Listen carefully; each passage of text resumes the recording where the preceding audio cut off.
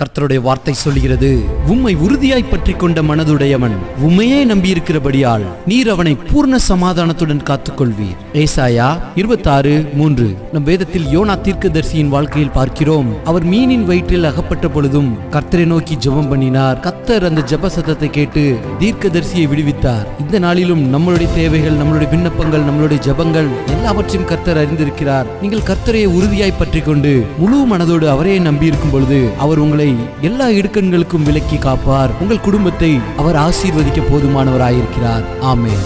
நான் நம்புவேன் உம்மை மட்டுமே, என் வாழ்வின் நம்பிக்கையே நீர்தானையா.